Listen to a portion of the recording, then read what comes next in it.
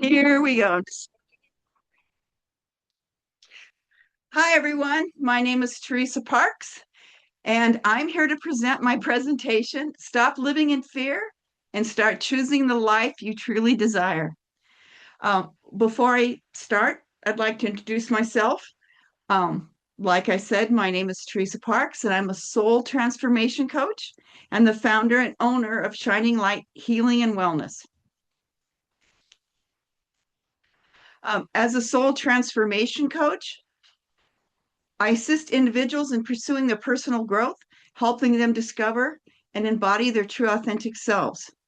Through meditation, self-discovering, healing using the archangels and compassion, I help transform souls with doubt and pain into ones shining with light and joy. And there you go. It's my first time using this. As for my credentials, I'm a graduate of Amber Meyer's Akashic Angel Healing Academy. I'm a certified Akashic Record reader and Akashic Angel healer. I'm also a Reiki master and Holy Fire Reiki, and I've received training in intuitive healing.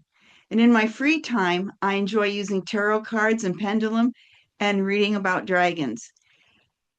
And when Amber was talking about why this work is so important to her, we kind of hit on a lot of the same cues. But the one thing that's really important for me is spreading joy, because when I found out this is what I was supposed to do, I felt joy. I was happy because, you know, like Amber said, when you don't know who you are and what you're supposed to be doing, you're just kind of floating out there. And there's no joy. And for me, it was just like, okay, I'm waiting. Hopefully something good's going to happen to me. And then when I joined her academy, it's like, yes, okay, now this is what I'm supposed to do. And when I talked about in my notes, in my speech about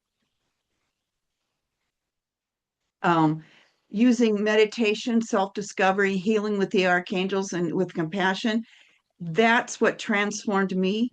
And that's what I want to do with my students. Those four little things, transfer them into the people they're supposed to be. Okay, now we're going to come back to our presentation. Okay, this talk is about fear, but it's not the fear you think about. It's not something that's going to harm us or something that's going to happen to us. It's that fear we create within ourselves when we are not living our true authentic self, when we're not who we're supposed to be. And we create that fear and it damages us and we suffer because of it, because we're always living in it. And do you know someone, or maybe you're that person who constantly worries about what other thinks about them? Have you ever worried that you needed to dress or behave in a certain way to be liked or to fit in? Ever changed your opinions in your personality or your religious beliefs to fit into your marriage or your family's dynamic, so you're not labeled the troublemaker, the unusual one, or the best one, the black sheep of the family, the one that won't get in line with your partner's or your family's belief structure? If you've answered yes to any of these two questions or any of the questions above, I have two questions that I'd like you to reflect on. Have you noticed you've been playing a role rather than presenting your real self to the world? And have you ever thought about what biologically happens to us when we're constantly hiding who we really are?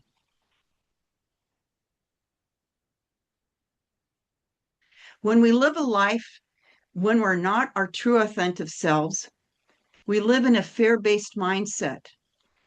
And this fear becomes the constant driver of our life. And I'm going to repeat that. When we live in a life where we are not our true authentic self, we live in a fear-based mindset, and that fear becomes the constant driver of our life. There's the fear of rejection. Others will judge me or abandon me. There's that fear of failure, that it's that anxiety that can paralyze us, that causes us to avoid the risk, which in turn can really sabotage our own potential. And then that risk, that fear of conflict. I want to avoid disagreements or disapproval in my life because I want to like fly under the radar. I don't want anybody seeing me. I'm just here, I'm fitting in. And, life is really good.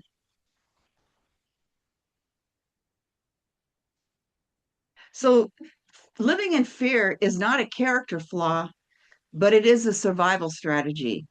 And when we live in a fear-based mindset, when we're not our authentic self, we're living a small life. So the characteristics of living in a fear-based mindset: constant self-monitoring. Did I say the right thing? What are people thinking of me? I have a life full of anxiety and stress because maintaining that false identity is very exhausting. We become people pleasers, and in time, we'll become resentful of the people and grow bitter towards them. And the people we're trying to please, we ended up hating them. We lose our identity, and we avoid conflict and are resistant to change. We live with the fear of being exposed, that someone might really see who we really are. And we maintain a victim mentality, being dishonest with ourselves and others. We also can develop a judgmental attitude with no compassion or grace for ourselves or others. And we can develop surface level relationships. And we can have many of those relationships because we're not seeking something strong, we're seeking approval. And when the approval well drives out with one person, we're going to go find that approval someplace else.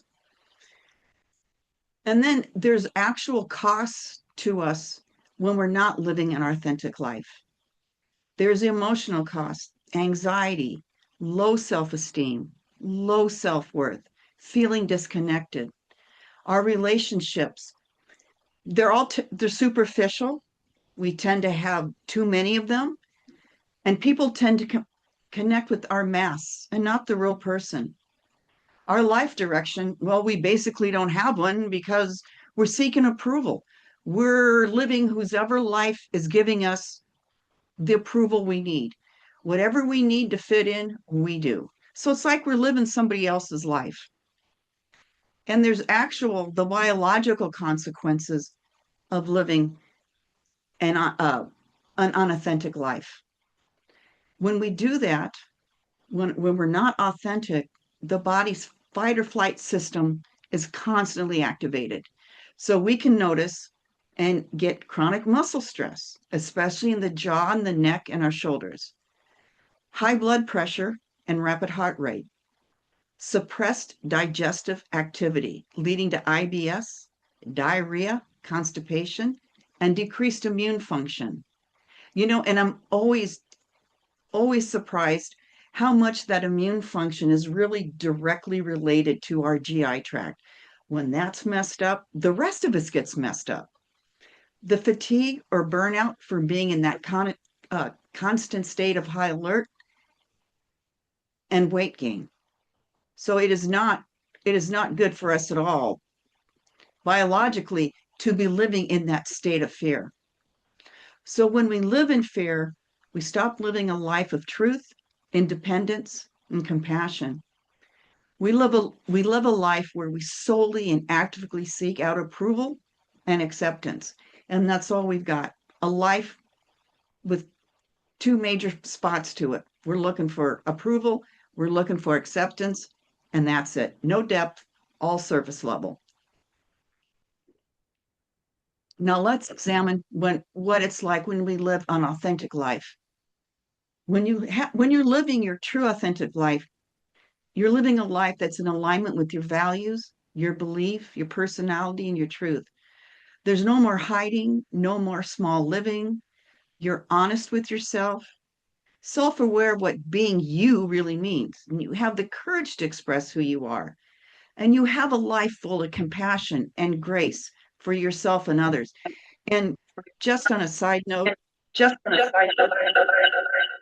that's what the world really needs. We need more compassion and more grace for everyone in the world, for ourselves, for everyone around us. When we're truly our authentic self, the hiding and the mask stops. That people-pleasing behavior goes away, and we're no longer living a stressful life. We become free to live our life as we want to, as we desire to.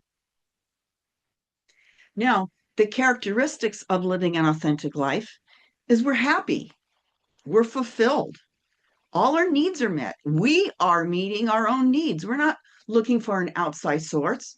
We're honest, comfortable with ourselves. We have the courage to express ourselves freely, and we value our own opinions. We accept responsibility for our life. We stop judging people around us. We develop compassion and grace for ourselves and others. And we tend to develop strong, deep relationships that last. And the reason is this relationship is based on who we are, not this mask that we wear or that we could change. So if it's so easy, or if living an authentic life is really what we should be doing, why do we keep choosing to live in fear? Because living in fear is simply a survival strategy that we have accepted to keep us safe. And there are many key reasons why we've chose to live in this fear-based mindset. One is that our brain is wired for survival. Our brain, even though it sees us, it also sees us as part of our species. And as we all know, our species must go on. Our brain thinks, yeah, we have to keep moving on. We have to get out there. We have to breed. We have to make more. So our brain is wired to avoid pain and discomfort and will give us a path that protects us. Two, then we have a need for control and fear of the unknown.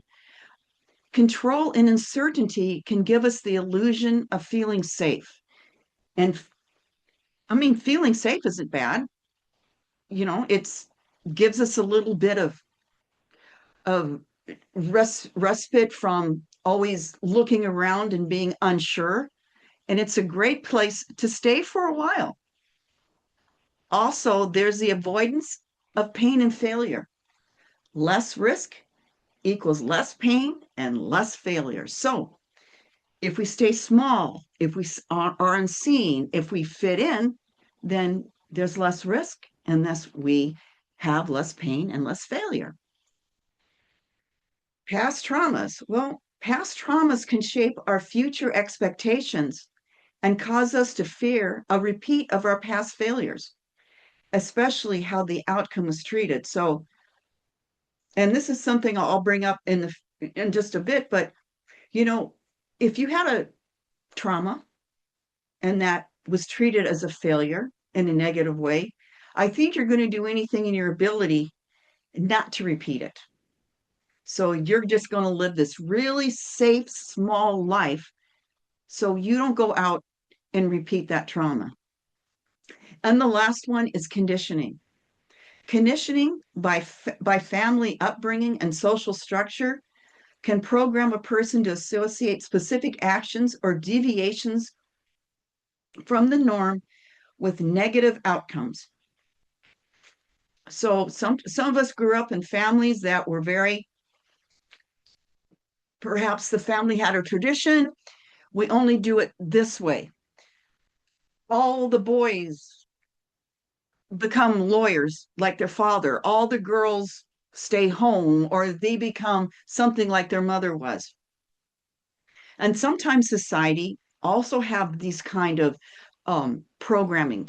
And of course, you can see that when you're as old as I am, when you see the commercials coming up from the 50s and 60s and the 70s, how women were first homemakers, and then they go on to school And now they're in business and they're CEOs.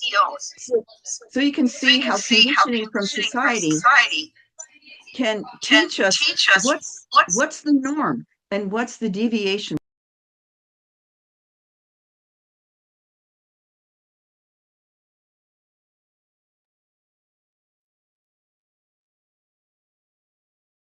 Hold on just a second, Theresa. I accidentally muted you because I was trying to mute someone else. I don't know how I ended up getting you. Can you unmute yourself quick?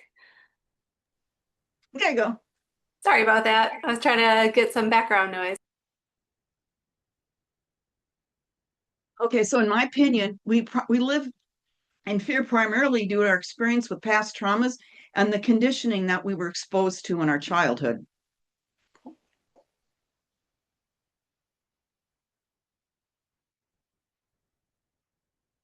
So we're going to talk about the effects of past traumas.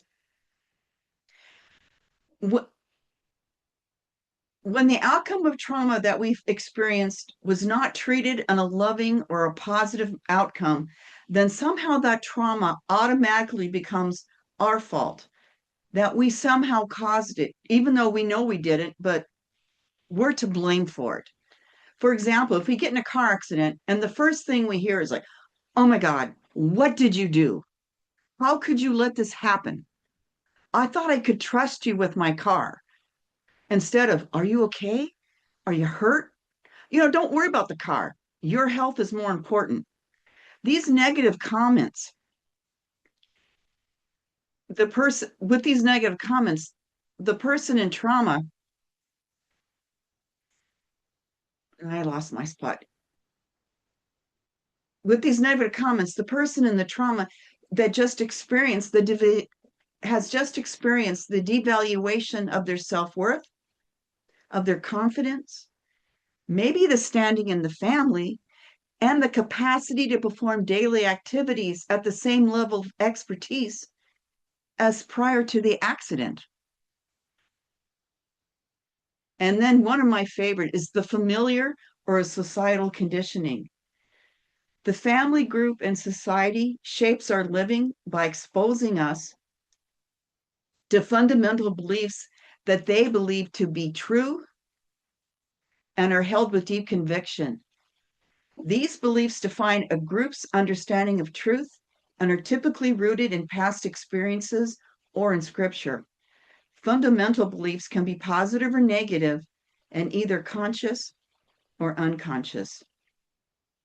So when we're repeatedly exposed to fundamental beliefs by our family or society, whether during childhood or maybe throughout significant life events, these beliefs can become deeply ingrained within us. And these deeply ingrained beliefs, in turn, become our core beliefs. Our core beliefs shape our perceptions of ourselves, others, and the world, serving as a lens through which we interpreted experiences. Repeated exposure to negative core beliefs lacking a factual basis can lead to their internalization, resulting in what is termed unsupported beliefs.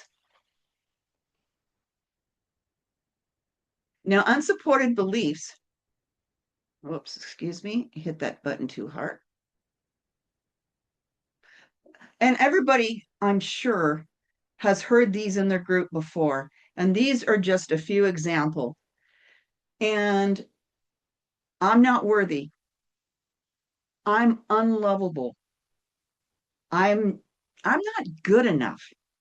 I can't do that because I'm a girl or a boy or something. These are just examples of unsupported beliefs. And unfortunately, I'm sure a lot of us in this group were told that to us either through, again, conditioning by society or in our family groups.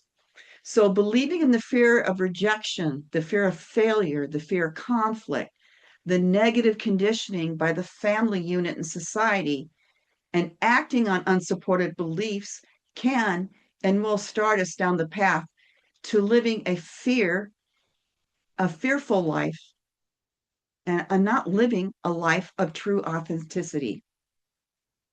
So now that I explained what living in fear is, how it's detrimental to our bodies, and how it affects our mental health,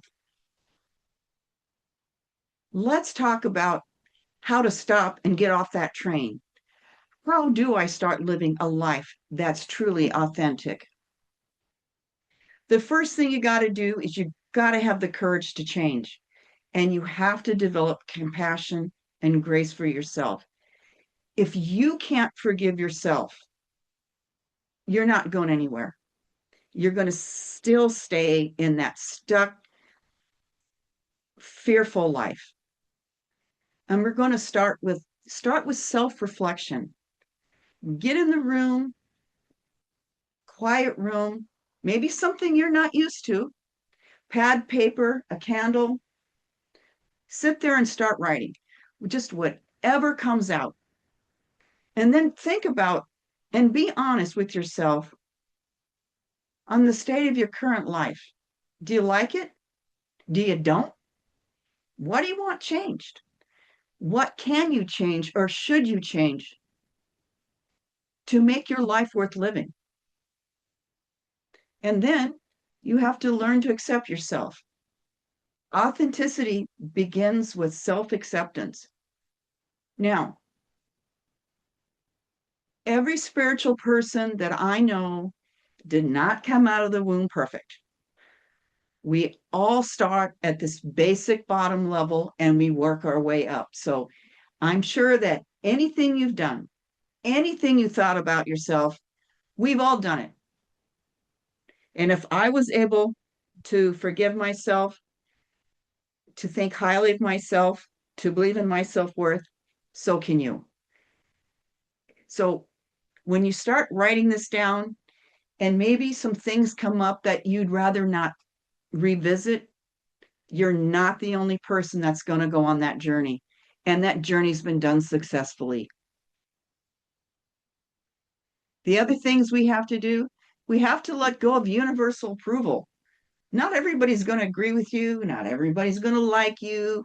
You're not everybody's cup of tea, and that's okay. You're just going to find your group that likes you. And those don't like you, you just give them the grace to say thank you, but no thank you. This is not for me. And then you're going to start to identify the values, beliefs, and truths that's going to bring you into enlightenment to your authentic self. And then you're going to align your actions and values with these beliefs and truths. And the other thing is, I want you to be prepared, because when we do change, it's never linear. It's not like A to B to C. We're going to do A to B and maybe drop back to A and a half and then get back up to B. We're going to take a step backwards and we might take 3 steps forward. I want you to have a plan when you start noticing that when you get in a certain in certain people with certain people or certain areas of your life, that's going to trigger you to get back into becoming a people pleaser. And what I want you to do is have a plan ready to stop this, to stop and getting out of situations when you start feeling triggered. What are you going to do when you meet an old friend and they want you to revert back to making fun of people that don't look like you, or maybe sending nasty texts to people you no longer like? What are you going to do to get out of that situation and to walk away? And start small. This is a lot to absorb. Start small practice and do small, honest acts in safe environments. Courage grows with practice. Start small, then get bigger and bigger and bigger. And then the one thing we all need to do is redefine failure. Have compassion for yourself. See your mistakes as nothing more than data points and not the reflection of your worth. You're not you're not simply more than your mistakes. You're much more than that. So just look back and say, okay, I did this. Now I'm going to go forward. I want to do less of that and more of being who I truly am. And then pretty soon you'll notice your self-worth and you'll start to really appreciate who the real you is. And the way to cement this is by living in your heart space, or what we know as your divine center of love. So, your heart space, and Amber has talked about this a little bit, is that physical spot. It's right here on your left. I mean, they used to tell us like our heart was here, but our heart's more in the middle, right next to our spine there. But this is the space where this here is where our heart, or the physical spot of our heart space. And it's not the heart chakra. And when we open up our heart space, we feel a feeling of expansionness and light. And when I get into my heart space, that's what I feel. And so when Amber said, well, what's your yes? And that was really hard to say what a yes was, because it's so open and so light, it's hard for me to feel a change. I know what my no felt like because my no felt very heavy. So when we live, when we live in our heart space or have a heart-centered lifestyle, you're going to feel light, free, alive. You're going to have a deeper connection to the qualities associated with your heart chakra: unconditional love, compassion, forgiveness, and empathy for ourselves and others. You're going to experience the joy of accepting yourself for who you really are. The hiding is gone. And we find that our life has become more balanced, both mentally and spiritually. We're going to have less stress, less anxiety. We're going to have deep and meaningful relationship based on trust and connection.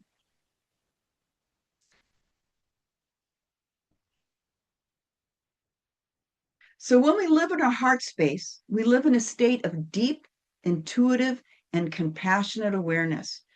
This helps us live our true authentic self by bypassing our fears and enabling to align our actions with our core values and our inner wisdom.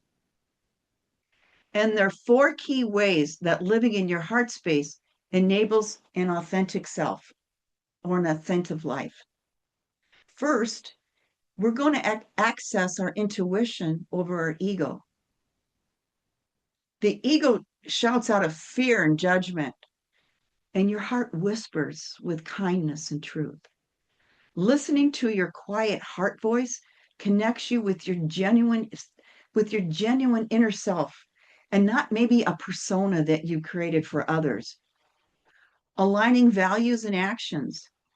Authenticity requires matching your actions with your most inner beliefs. By tuning into your heart, you make choices based on what truly brings you passion rather than that old people pleasing pattern that you want to get rid of. We're going to embrace vulnerability and self compassion.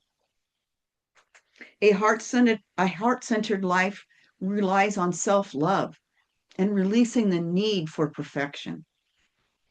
Embracing vulnerability allows you to be real rather than some replica of what society expects of you. And then we're navigation of life's decisions. When you feel that something is not going quite your way, your heart is guiding you towards a more aligned path, encouraging you to step into your full expression of freedom and confidence.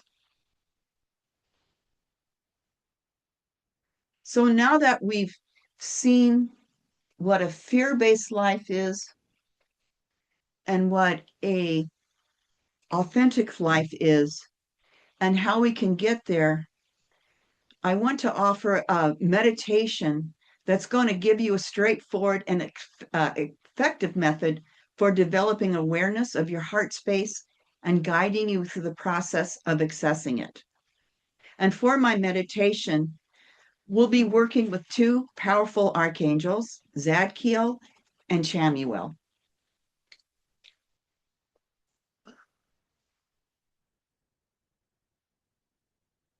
Now, Archangel Zadkiel, he means the righteousness of God. He's the angel of mercy and benevolence. He's thought to be the angel that stopped Abraham from sacrificing his son Isaac as an offering to God, straight from the Old Testament there. He's a powerful motivator and healer, assisting us in releasing our negative emotions and traumas. Zadkiel helps us have deep compassion and empathy for ourselves and others.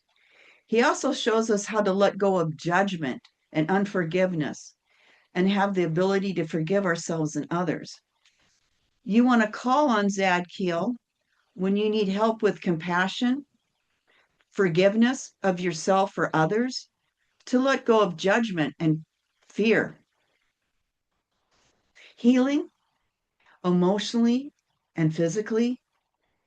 If you have need memory enhancement and finding lost objects, or when you need help seeing that divine light, that shining light within yourselves and others, he'll help you see that and he'll teach you not to focus on that surface personality, those behavioral mistakes, or someone's ego, maybe your own ego. Additional information about Archangel Zadkiel, he's often seen with a very vibrant dark blue aura. And I wish I could see auras very well, but I can't, but I would love to see that. His color is purple. The crystals that are associated with him are amethyst and lapis lazuli, and he's associated with the crown chakra. Now and then in this meditation, we're going to have Archangel Zadkiel heal us with the violet flame. Now, the violet flame is a very powerful, invisible spiritual energy. It's often used as a tool of transformation, cleansing, and healing. Now, people have asked me how old the violet flame is. And for my research, I see it going back to the time of Atlantis and Lemuria. It was used by the priests and the priestess of the sacred fire to heal the body and change world conditions. The violet flame, it changes negative energies, thoughts, and emotion into positive, uplifting energy and can help us to purify and heal on the physical, mental, emotional, and spiritual levels. Archangel Zadkiel is the angel entrusted with bringing that violet flame back to humanity, or our humanity as we know it. Working with Archangel Zadkiel and the violet flame can facilitate transformation, spiritual growth, and liberation from past traumas for all who seek his help. And now I want to do a few words on Archangel Chamuel. And the more I read about Chamuel, I really like this archangel, the angel of peace and divine justice. His name means he who sees God. And he has omniscient vision to see and know everything between everyone. There's no secrets from this angel. He knows who you are. He knows what you're thinking. He's the most called upon archangel for love and relationship harmony, and is considered the angelic master of the most beautiful, peaceful, and loving relationships between people. Now, archangels, are they female? Are they male? Some people You can get how you feel their energy is up to you. When people dealing with matters of the heart, a lot of people view the energies of Chamuel and Zadkiel as female, but it's okay if you see them as male. It's all how you see them. Archangel Chamuel is considered the angel of love, compassion, and emotional healing. Call on him when you need to mend broken hearts, heal troubled relationships, to foster an environment of peace and harmony in your life. In releasing past hurt and trauma, when you want to expand the flame of love in your heart, and anytime you feel a situation may need more feminine energy than male energy to resolve a situation.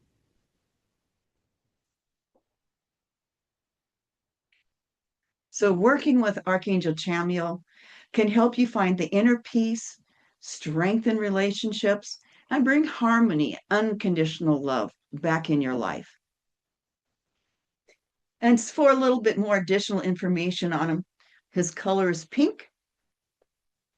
He's experienced more, or it, this angel experienced more as female over male energy. The stones or rose quartz, green fluorite, kunzite, and rhodonite. And of course, he's the heart chakra. He helps with keeping love and peace in our hearts. So now I'm going, is there any questions before I start the meditation? Okay. So what I'm going to have you do, and if you want to turn your screen off, you can. Sit in your chair, you can. Lay on the floor, do whatever you need to be comfortable. Now I want you to close your eyes, and we're going to ground with some slow, deep breaths. Breathe in slowly and exhale out slowly and completely. And we're going to do that for 2 or 3 repetitions. And breathe in, breathe out, feel your body just relaxing under your breath. With each exhale, I want you to release any energy that doesn't serve your highest good. Release yesterday's anxiety or anger. Release the negative emotions that you still carry from conflicts at work or disagreements with your family or friends.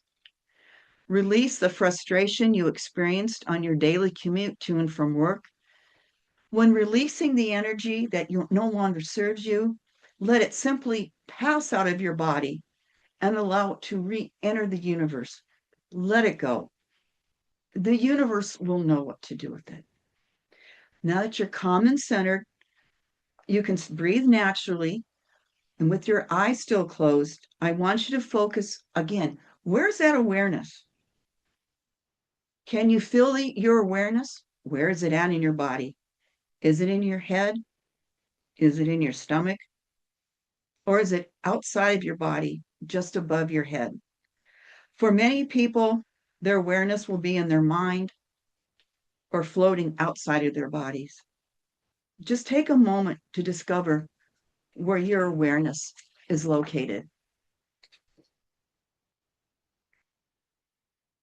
After locating your awareness, you may find that it's already in your heart space. And great. If it is, sit there and then feel the love and peace and compassion that is found in the sacred space. However, if you find that your awareness isn't there, I want you to imagine that you're pulling your awareness away from where it currently is into your heart space. You can use it by using your hands to pull it down. You can pretend you're using a rope. You can use any means that you feel you need to get that awareness down into your heart space. And if you're drawing a blank, ask your angels or your guides for guidance and how to get it down. And like Amber said, if it's stuck in your mind, bring your mind all the way down to your heart space. There's plenty of room for it. And if you need more attention to where your heart space is, just put your right hand over your heart. And this will bring the awareness, and this will help you move, give you a path to move your awareness down into your heart. And then continue breathing while moving this awareness down into your heart space. Once you're in your heart space, pay attention to how your body feels. Are you feeling lighter? Are you feeling more free? Did your energy shift? And if so, how? Can you see your heart space? How big is it? What color is it? Is your heart space vibrating with energy, or is it still and quiet? Are there things about your heart space that you just know? You don't know why, but you just know what's going on in there. While in your heart space, are you feeling any experience? Are you experiencing any emotions? And if you are they loving? Are they compassionate? Or maybe they're fearful and they're worrisome. And when you're in your heart space, is there any thoughts going down in there? And are they loving and supporting thoughts you're getting from your heart space? Or maybe they're negative thoughts that you're thinking about others or yourself. And if you find you have negative thoughts or feelings or emotions, don't be ashamed of them. Simply acknowledge them, thank them for the protection they've given you from the past. There's a good reason why those negative thoughts and the negative emotions were there, but you don't need them anymore. Explain to them, thank you, thank you for what you did, but you're no longer needed. And soon I will be asking you to leave. Next, I'm going to have Archangel Zadkiel come in into your heart space and to remove any energy or emotions that no longer serve your highest good. Archangel Zadkiel, I ask you to go into the heart space of all the attendees of the seminar and to release your violet flame of transformation into the sacred space. Please heal all negative thoughts and emotions, past traumas, past hurts that you may find in their heart space with your violet flame. Please send this flame to every inch of their heart to completely heal this area. I ask you to enlarge their heart space and fill it with empathy and forgiveness for themselves and others. Please give them the ability to learn how to let go of judgment and unforgiveness and to transform their lives into one of peace and acceptance. Archangel Chamuel, I ask you to go into the heart space of the attendees of the seminar and to fill the sacred space with peace and love, compassion, and harmony. Please mend any broken hearts or heal any troubled relationships that you may find in this space. Help these attendees release any past hurt or trauma that may be present in the sacred space. Please expand their heart's eternal flame of love so that it completely fills this entire heart space and facilitates the necessary spiritual transformations. And I'll just give a few minutes for Zadkiel and Chamuel to come in and do the work they need to do. Just sit back, let them come in and transform your heart space.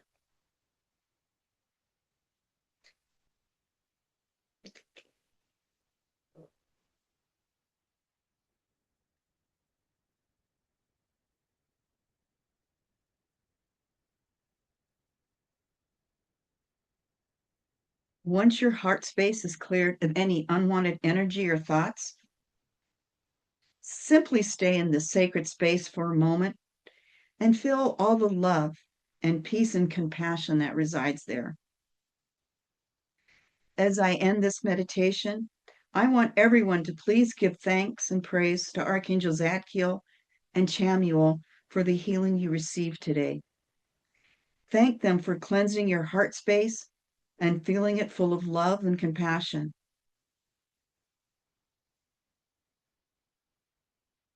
This meditation has ended.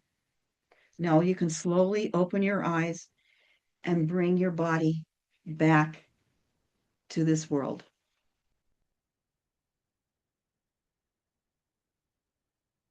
So, how are we all feeling? Did our heart spaces become light and happy? Did we get any negative energies and traumas cleared out? You know, and if it didn't happen today, that's okay because it could happen tomorrow. It could happen the next day. And like Amber said, repetition, repetition. You may just want to do this for 5 minutes. One day have Zadkiel come in. One day have Chamuel come in. Excuse me. Or you may have a favorite. You may say, I'm not feeling it with Chamuel. I'm only feeling with Zadkiel. That's okay too. There are angels that I'm highly connected to, and then some I'm not. And it's really hard for me to make a connection. And the only thing I tell myself, it must not be time. There'll come a time when we'll make that connection. I'll keep trying, but it'll happen. So I'm hoping that you enjoyed my presentation on how to not live in a fearful life and how to choose the life that you would like to live, a life that brings you joy and happiness and fills your soul and that lets your light shine. And that's why I chose the name of my business, Shining Light Healing and Wellness, because I would love everybody's light to shine so we can teach others to have that shining light. Now, I do have a freebie, which is actually this meditation, but I believe I have Archangel Michael instead of Chamuel. But again, that's okay. You can the violet flame is can be really used with any angel. A lot of angels will come in and heal you if you just ask. So again, whatever works for you, I want you to do. Um, my website is myshininglight.com if you want to get a hold of me. And my email is Theresa, but with an H, at myshininglight.com.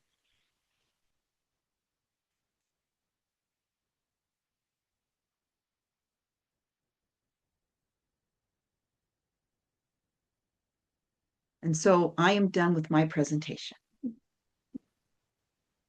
Thank you so much, Theresa. I love the meditation. I feel just like a little like jelly now. It's great. And thank Good. you everyone for coming and hanging out with us for the last couple hours. And we have a couple more really wonderful sessions for you planned tomorrow, starting at 6 p.m. Central Time. And so check your emails tomorrow, and I'll get the link out for you to join us tomorrow.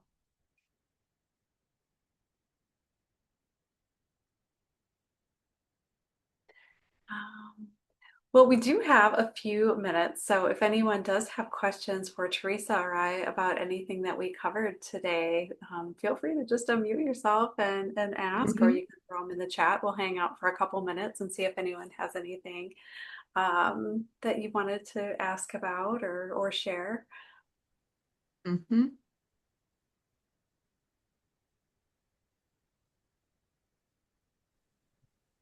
Amber, this Hi, is this is Tina.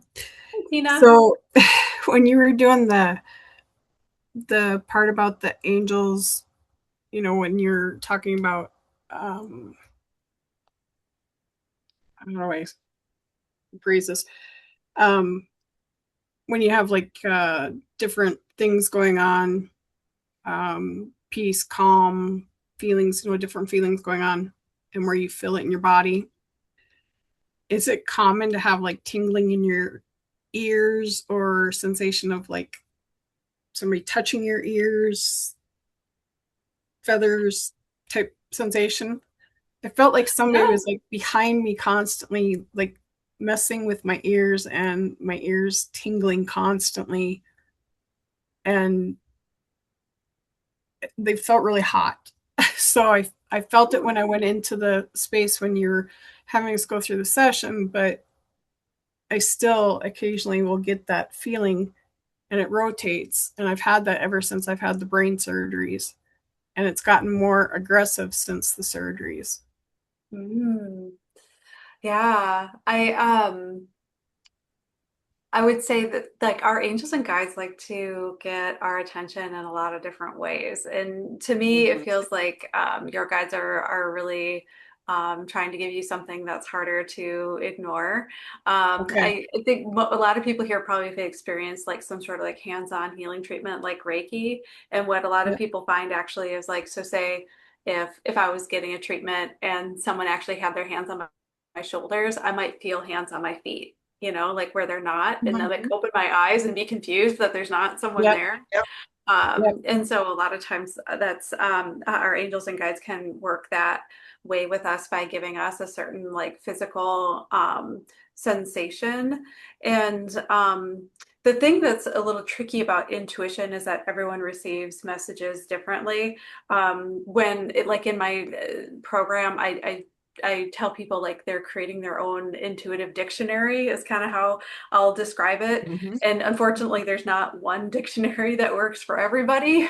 So Right. sometimes it's like figuring out what it means for you. But one of the things that I've noticed a lot with even just getting to know a lot of the different angels is to really pay attention to like feelings and sensations either in or around your body, because that's a lot oftentimes actually a telltale sign on how people can tell the difference between different spirits.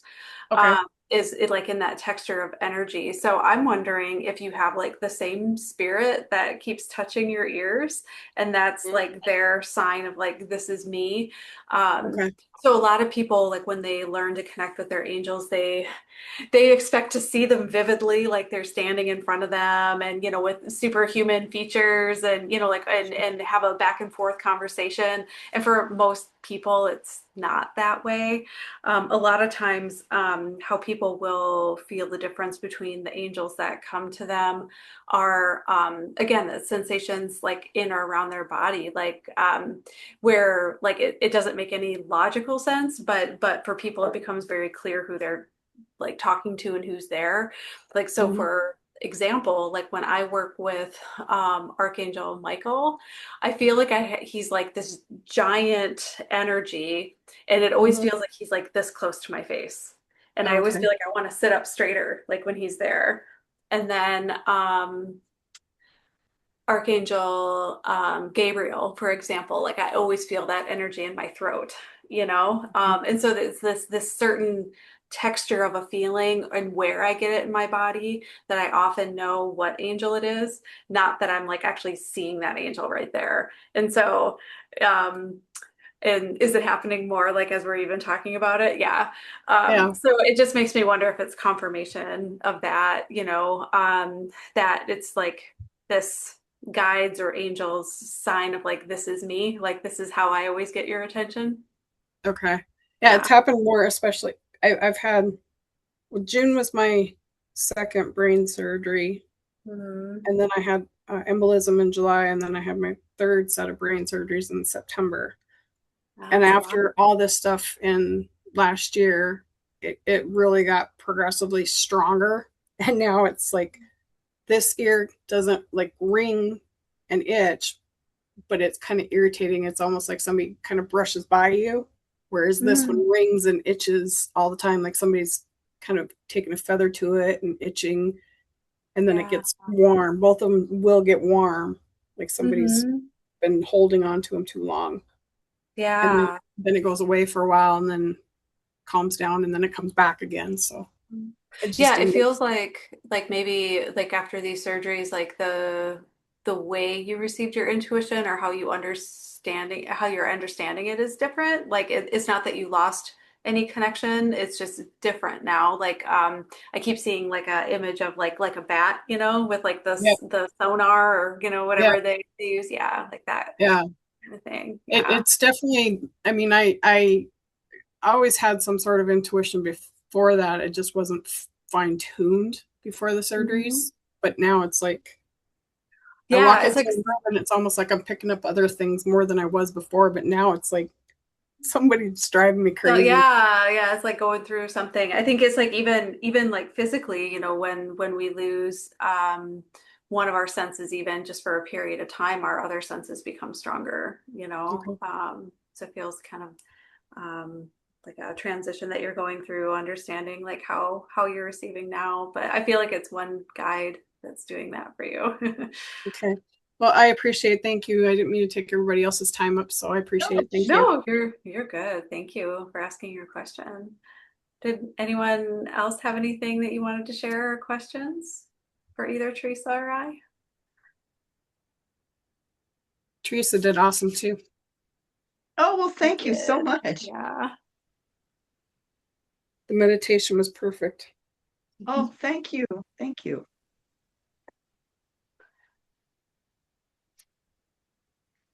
Well, thank you everyone for coming Yes, thank tonight. you. I hope we get to see all your beautiful faces tomorrow. Enjoy your night, and we'll see you at 6 p.m. Central Time tomorrow night. All Thank right. you. Okay. Bye, Have a great everybody. night. Bye-bye. Thank you.